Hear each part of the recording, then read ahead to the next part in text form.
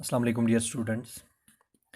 Bohr model डिस्कस कर रहे हैं हम, और लास्ट लेक्चर में हमने स्पेक्ट्रल लाइंस का कॉन्सेप्ट देखा, कहाँ से स्पेक्ट्रल लाइंस आती है और कौन से ट्रांजिशन से कौन सी स्पेक्ट्रल लाइन बनती है। आज थोड़ा आगे करेंगे डिस्कशन को, हम एटम की बात करेंगे। Suppose this is nucleus, this is first level of hydrogen atom, n is equal to 1। This is second level of hydrogen atom, n is equal to 2। ठीक है, तो अगर फर्स्ट लेवल में देखेंगे, फर्स्ट लेवल में इलेक्ट्रॉन की energy होती है -13.6 इलेक्ट्रॉन वोल्ट। ये हमने ऑलरेडी कैलकुलेट किया है जब हमने एनर्जी का फॉर्मूला निकाला। सेकेंड लेवल में इलेक्ट्रॉन की एनर्जी है, it is almost -3.4 electron volt. ठीक है,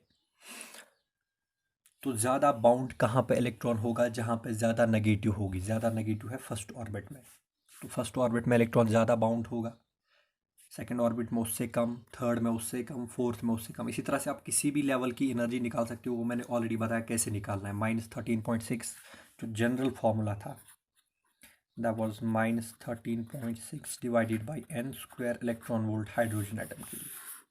दिस वाज जनरल फार्मूला। ठीक है, किसी भी ऑर्बिट का। थर्ड ऑर्बिट का तो यहाँ पे आएगा 3², फोर्थ ऑर्बिट का 4², 5², ऐसे ही डिवाइड करेंगे तो एनर्जी नेगेटिव में डिक्रीज हो जाएगी, लेकिन एक्चुअल में वो पॉजिटिव की तरफ जा रही है, ज़्यादा ज़्यादा पॉजिटिव। ठीक है, तो अगर हम देखेंगे एनर्जी का डिफरेंस कितना होगा, that is E2 minus E1। E2 minus E1 यानी कि सेकेंड लेवल में एनर्जी ज़्यादा है एक्चुअली। ठीक है, यानी कि कम नेगेटिव है मतलब ज़्यादा है, फर्स्ट में ज़्यादा नेगेटिव है यानी कि कम है। तो अगर इलेक्ट्रॉन को हमें जंप करवाना होगा फर्स्ट ऑर्बिट से सेकेंड ऑर्बिट में, ठीक है, फर्स्ट ऑर्बिट में से सेकेंड ऑर्बिट में, यानी कि कम एनर्जी से ज़्यादा एनर्जी में, तो we have to supply energy from outside. अब कितनी एनर्जी हमें सप्लाई करनी है, that is equal to E2 minus E1। वो बराबर होगा डेल्टा ई। अच्छा, वो किसके बराबर होगा? Delta T, delta E is equal to -13.6, या अगर हम मैग्नीट्यूड्स में भी हम माइनस कर सकते हैं, ऐसी कोई बात नहीं। -3.4 माइनस माइनस फिर प्लस बन जाएगा 13.6, तो आंसर आएगा ऑलमोस्ट 10.2 इलेक्ट्रॉन वोल्ट। ठीक है, तो जो एनर्जी गैप है between first level and second level, that is 10.2 electron volt. इसका मतलब ये हुआ कि अगर इलेक्ट्रॉन जंप करेगा सेकेंड से फर्स्ट लेवल तक, तो इतनी एनर्जी का फोटोन निकलेगा या रेडिएशन निकलेगी। ठीक है, अब अगर इलेक्ट्रॉन को हम जंप करवाना चाहेंगे फर्स्ट लेवल से सेकेंड लेवल तक, ठीक है, तो इतनी एनर्जी हमें आउटसाइड देनी है। तो this energy to be supplied from outside to make electron excite from first level to second level is called as first excitation energy, या जनरली एक्साइटेशन एनर्जी। तो एक्साइटेशन एनर्जी होती क्या है?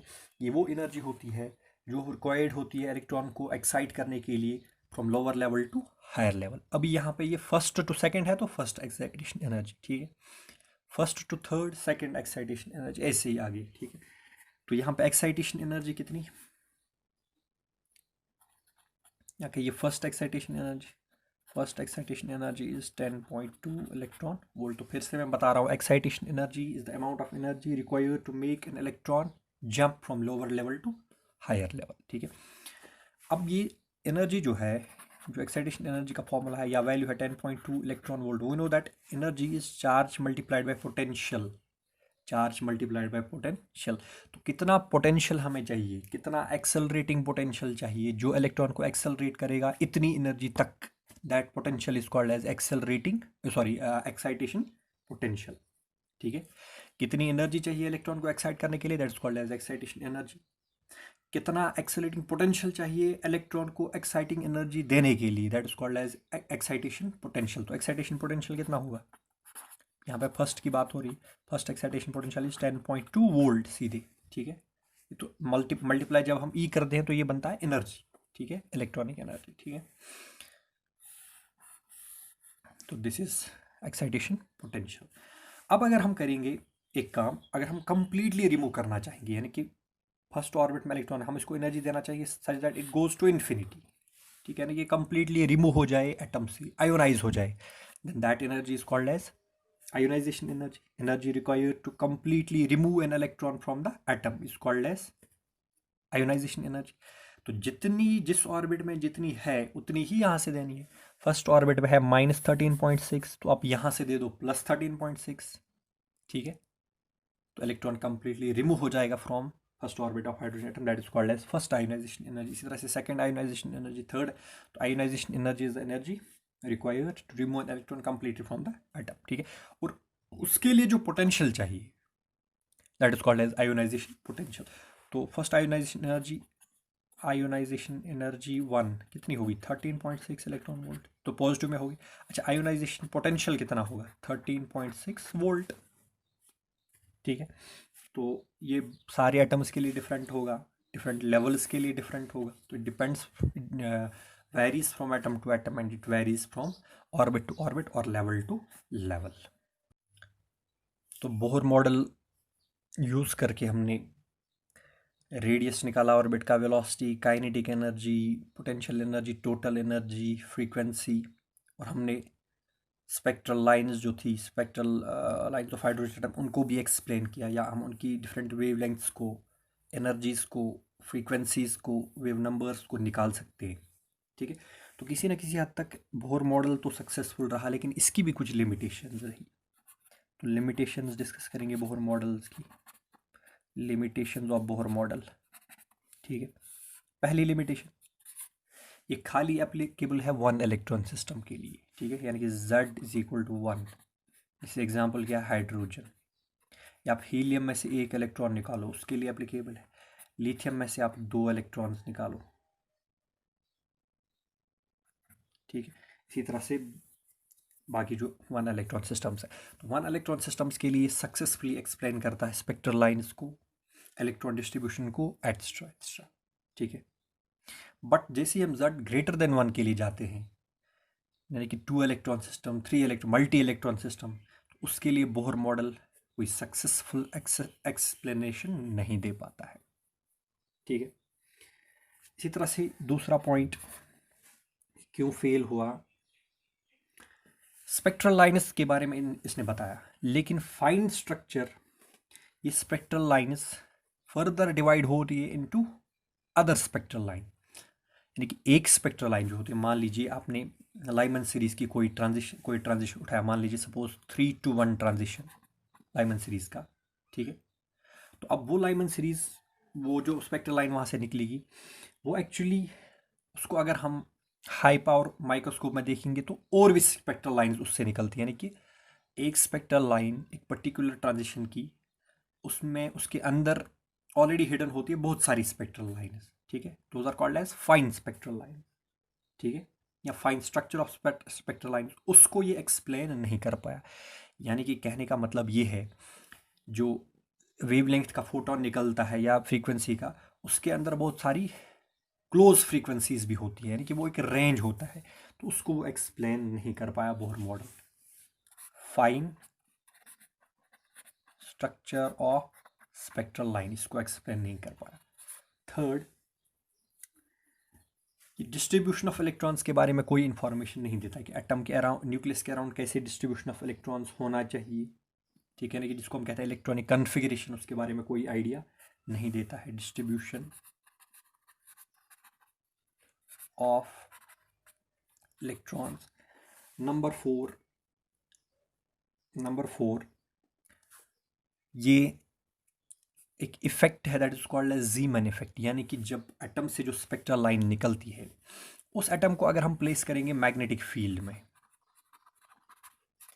उस एटम को अगर हम प्लेस करेंगे, ज़ीमैन इफेक्ट क्या होता है, मान लीजिए हाइड्रोजन एटम है, उसको आपने प्लेस किया मैग्नेटिक फील्ड में, तो जो स्पेक्ट्रल लाइंस होती हैं, जो ट्रांजिशंस होते हैं, वो डिस्ट्रीब्यूट होते हैं इनटू, स्प्लिट होते हैं इनटू फाइनर ट्रांजिशन। यानी कि स्पेक्ट्रल लाइंस जो होती हैं, रेडिएशंस की जो वेवलेंथ्स होती है, वो स्प्लिट होती है इनटू फर्दर वेवलेंथ्स, ठीक है, in presence of magnetic field. तो that is called as Zeeman effect. तो उसको एक्सप्लेन नहीं कर पाया।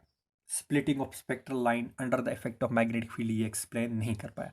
इसी तरह से splitting of spectral line under the effect of electric field, वो भी ये एक्सप्लेन नहीं कर पाए, उसको कहते हैं हम स्टार्क इफेक्ट। ठीक है, स्टार्क इफेक्ट। तो इनको हम यहाँ पे अभी डिस्कस नहीं कर सकते हैं, इसका स्कोप नहीं है इस लेवल पे। ग्रेजुएशन में हम इसको अच्छे से डिस्कस करते हैं। Zeeman effect is a vast topic and Stark effect. तो Zeeman effect is splitting of spectral lines due to magnetic field and Stark effect is due to electric field. इनको एक्सप्लेन नहीं कर पाया बोहर मॉडल। और एक बात, जो different spectral lines हैं उनकी relative intensities of spectral lines, यानी कि कौन सी स्पेक्ट्रल लाइन ज़्यादा इंटेंस क्यों है। माने बहुत सारी स्पेक्ट्रल लाइन्स हैं, कोई ज़्यादा इंटेंस क्यों है, कोई कम इंटेंस क्यों है। Relative intensities of spectral lines को ये एक्सप्लेन नहीं कर पाया बोहर मॉडल। तो इसी तरह से एक और फैक्ट है कि वेव नेचर ऑफ इलेक्ट्रॉन को इसने अकाउंट में नहीं लिया। ठीक है, उसको भी ये एक्सप्लेन नहीं कर पाया। तो इस वजह से ये मॉडल फाइनली फिर फेल हुआ। हालांकि बहुत सारे रिजल्ट हमें देता है, ये फेल हो गया। उसके बाद जो फाइनली आपके पास मॉडल है that is wave mechanical model या क्वांटम मैकेनिकल मॉडल। ठीक है, हालांकि उस मॉडल को भी यूज़ करके जो एनर्जी, रेडियस और वेलोसिटी के सोल्यूशंस आते हैं वो एग्जैक्टली बोहर मॉडल के साथ मैच करते हैं हाइड्रोजन एटम के लिए या वन इलेक्ट्रॉन सिस्टम के लिए। बट वो जो है क्वांटम मैकेनिकल मॉडल, वो वेव नेचर ऑफ इलेक्ट्रॉन के साथ ज़्यादा डील करता है rather than discussing about the circular orbits. यानी कि वो ऑर्बिटल, ये जो बोहर ने कहा कि इलेक्ट्रॉन की एक डेफिनेट पोजीशन है न्यूक्लियस से, फिर उस ऑर्बिट में रिवॉल्व करता है, लेकिन लोकलाइज्ड नेचर ऑफ इलेक्ट्रॉन को डिस्कार्ड किया क्वांटम मैकेनिकल मॉडल में। उसका भी स्कोप नहीं है, वो बहुत बड़ी थ्योरी है that is based on a theory, it has its own postulates, and then there is Schrödinger wave equation, then there is eigen values, eigen functions। तो अभी हम उसको यहाँ पे डिस्कस नहीं कर सकते। मे बी केमिस्ट्री में थोड़ा सा उसका इंट्रोडक्शन होता है, लेकिन हायर लेवल पे that is actually the topic that belongs to physics, quantum physics या क्वांटम मैकेनिक्स। ठीक है, तो एक वास्ट टॉपिक है। एमएससी में इसके ऊपर 2 पेपर्स होते हैं, quantum mechanics first and second. तो यहाँ पे इसका डिस्कस करने का स्कोप नहीं है। तो इस तरह से बोहर मॉडल जो है वो डिस्कार्ड हो गया। तो अब न्यूक्लियस के बाहर क्या हो रहा है वो हमने देखा। अब न्यूक्लियस के अंदर क्या होगा, दैट इज अब न्यूक्लियस की बात करेंगे, न्यूक्लियर फिजिक्स की बात करेंगे नेक्स्ट लेक्चर में।